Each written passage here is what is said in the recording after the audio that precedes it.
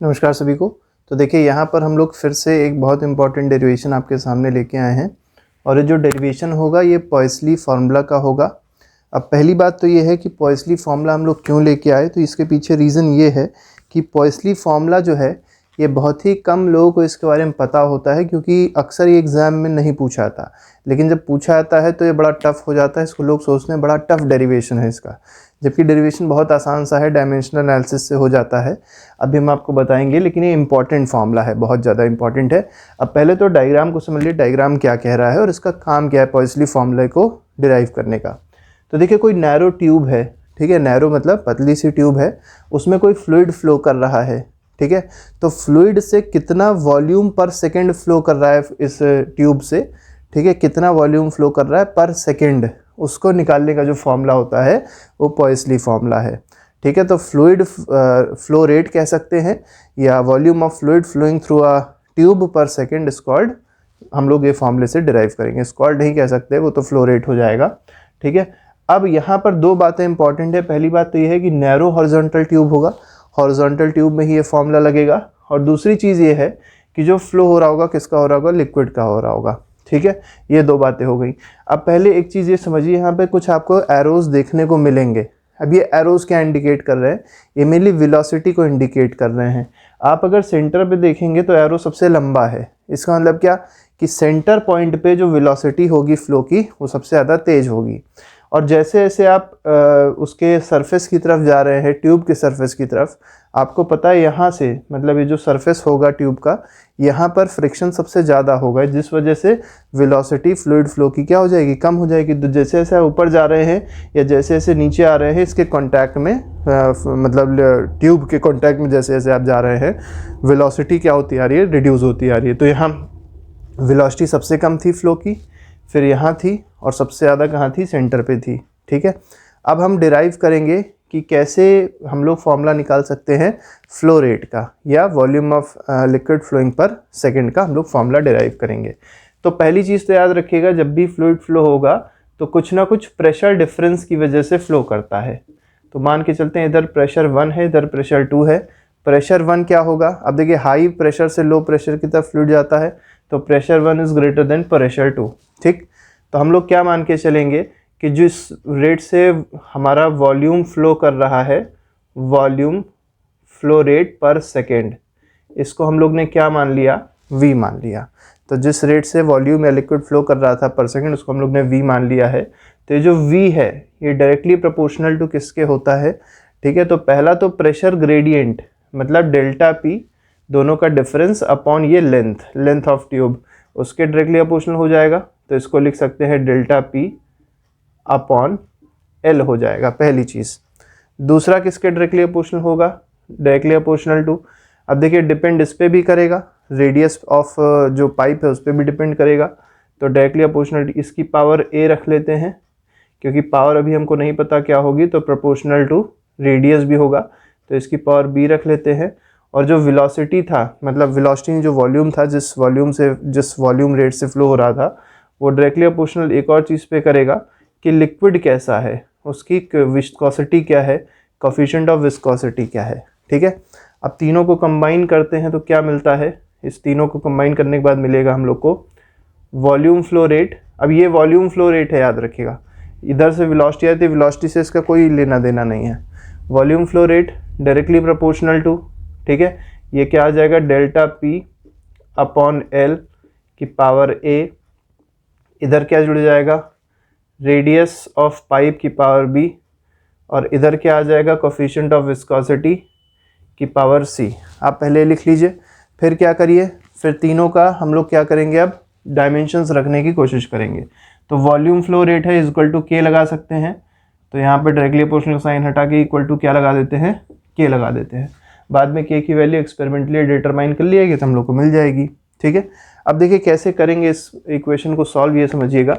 तो ये जो वॉल्यूम फ्लो रेट है इसकी यूनिट हो जाएगी m0, मतलब डायमेंशन हो जाएगा L3t-1, ठीक है। कैसे हुआ, क्योंकि ये था क्या, ये जो v है ये असलियत में क्या है, वॉल्यूम पर सेकेंड है। वॉल्यूम मतलब l की पावर 3 और पर सेकेंड है, तो इसका मतलब t की पावर -1 इज इक्वल टू क्या हो जाएगा। अब देखिए यहाँ पर के है, के की तो कोई यूनिट होती नहीं है तो इसको एज इट इज उतार दीजिए। अब बात आती है यहाँ पर डेल्टा पी और एल की बात। तो प्रेशर क्या होता है? प्रेशर होता है फोर्स अपॉन एरिया।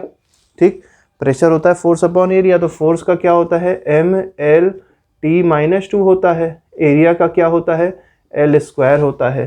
ठीक है, तो यहाँ पे क्या लिख सकते हैं? अब देखिए यहाँ पर, क्योंकि ये तो डेल्टा पी, ये तो पी का आएगा ना, अपॉन फिर से क्या करना था? एल करना था, तो एक और एल यहाँ पे लगा दीजिए।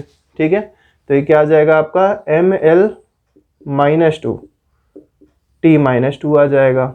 ठीक है, आप इसको करेंगे तो आसानी से हो जाए, कोई ऐसी दिक्कत नहीं होगी। ये रेडियस है तो रेडियस क्या हो जाएगा? फिर से एल हो जाएगा, एल की पावर बी हो जाएगा। एक और मल्टीप्लिकेशन होगा, थोड़ा इधर कर देते हैं जिससे आपको दिखाई पड़ जाएगा। एक और मल्टीप्लिकेशन यहाँ पर करना है ईटा का। हमने आपको कोफिशिएंट ऑफ विस्कोसिटी का जो डायमेंशन था वो पिछले में बताया था, क्या होता है? M L minus 1 T minus 1 होता है। तो यहाँ पर रख दीजिए क्या? M L minus 1 T minus 1 और इसकी पावर क्या हो जाएगा? सी हो जाएगा। ठीक है, थोड़ा सा डेरिवेशन बड़ा हो जाएगा, ये बात अलग है, लेकिन है आसान, कुछ इसमें ज़्यादा खास करना नहीं है। अब क्या करेंगे? जिधर जिधर जो जो टर्म्स हैं उसको इक्वेट कर लेते हैं। तो पहले m का टर्म देखिए, इधर क्या है? m की पावर है 0। ठीक है, तो 0 का इक्वेट करेंगे। यहाँ पर देखिए क्या है? 1 है, तो यहाँ पावर a होनी चाहिए। ठीक है, तो ये हो जाएगा a। और यहाँ पर आप देखेंगे यहाँ पर भी 1 है और 1 की पावर c, मतलब प्लस c। ये इक्वेशन नंबर 1 हो गई। अब l वाले को देख लीजिए, तो l LHS पे कितना है? पावर 3 है। RHS पे l की पावर अगर आप देखेंगे तो ये माइनस 2a हो गया। ठीक है, ये पहला माइनस 2a हो गया, दूसरा क्या है? प्लस b हो गया, फिर तीसरा देखिए माइनस 1c हो गया, तो माइनस c लिख सकते हैं इसको। ठीक है, तो ये 2 हो गए आपके, इक्वेशन नंबर 2 इसको आप लिख दीजिए। अब बात आती है इक्वेशन 3 पे। इक्वेशन 3 कैसे आएगी? टाइम की पावर देखिए, तो इधर माइनस 1 है और RHS पे अगर देखेंगे तो माइनस 2a है। ठीक है, पहला माइनस 2a हो गया पावर, और दूसरा टाइम कहाँ दिखाई पड़ रहा है? माइनस c दिखाई पड़ रहा है, माइनस c। ये इक्वेशन नंबर 3 हो गई। अब 1 और 3 को अगर ध्यान से देखा जाए तो क्या हम लोग 1 इक्वेशन को ऐसे लिख सकते हैं कि a is equal to minus C? बिल्कुल लिख सकते हैं। यहाँ पुट कर दीजिए, तो जब पुट करेंगे तो क्या मिल जाएगा? Minus 1 is equal to minus 2a। अब ये माइनस सी था, माइनस सी की जगह क्या लिखा जा सकता है? प्लस a हो गया। ठीक है, तो यहाँ से माइनस 2a प्लस a क्या आ जाएगा? माइनस a आ जाएगा, इज इक्वल टू माइनस 1। ये कट गया, तो इससे a की वैल्यू क्या आ गई? a की वैल्यू आ गई 1। अब अगर a की वैल्यू 1 है तो हमको पता है c की वैल्यू क्या आएगी? It implies that c is equal to क्या आ जाएगा? माइनस 1, क्योंकि हमको क्या पता है? c is equal to minus a है। ठीक है, अब हमको a पता चल चुका है, c पता चल चुका है, हम लोग को क्या निकालना है? b निकालना है। देखिए यहाँ पे पुट कर दीजिए, तो 3 इज इक्वल टू क्या करेंगे? माइनस 2a, तो ये हो जाएगा माइनस 2। ठीक, प्लस b को एज इट इज उतार दिया। माइनस c है, और माइनस c में या माइनस 1 जब पुट करेंगे तो हो जाएगा प्लस 1। तो माइनस 2 प्लस 1 क्या हो जाएगा? माइनस 1 हो जाएगा। और इसको ऐसे लिख सकते हैं, minus 1 plus b is equal to क्या आ गया? 3 आ गया। ठीक है, यहाँ से b की वैल्यू जब आप फाइंड आउट करेंगे तो b क्या आ जाएगा? b आ जाएगा 4। तो हमारे पास b आ गया 4, a आ गया 1 और c क्या आ गया? माइनस 1 आ गया।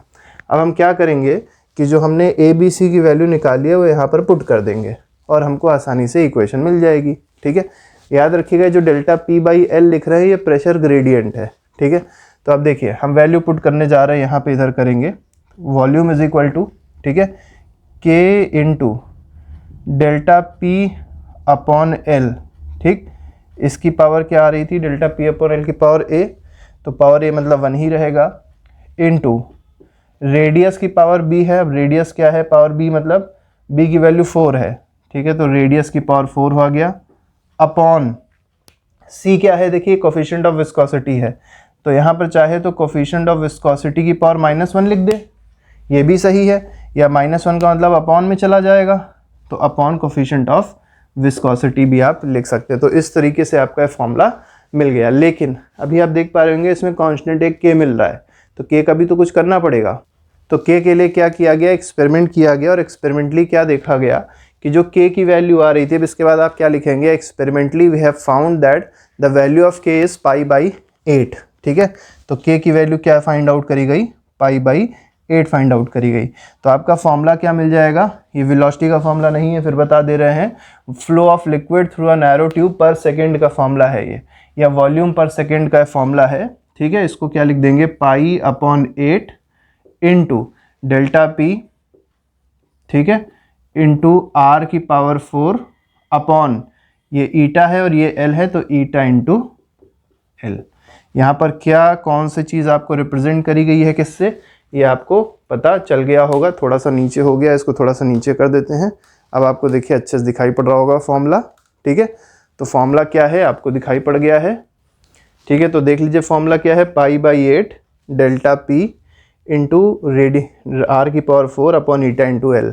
फिर से बता देते हैं, डेल्टा पी क्या है, प्रेशर डिफरेंस है इनिशियल और फाइनल पॉइंट के बीच में, l क्या है, लेंथ ऑफ ट्यूब है, r क्या है, रेडियस ऑफ पाइप है, π/8 तो आपको पता ही है, और v क्या है, ठीक है, v हो जाएगा वॉल्यूम रेट या फ्लो ऑफ वॉल्यूम पर सेकेंड। ठीक है, तो इस तरीके से ये हमारा डेरिवेशन हो जाएगा। चलिए आप लोग एक चीज़ कमेंट बॉक्स में लिख के बताइएगा कि ये जो v है इसकी यूनिट क्या होगी, ये आप लोग कमेंट बॉक्स में ज़रूर लिख के हमको बताइएगा।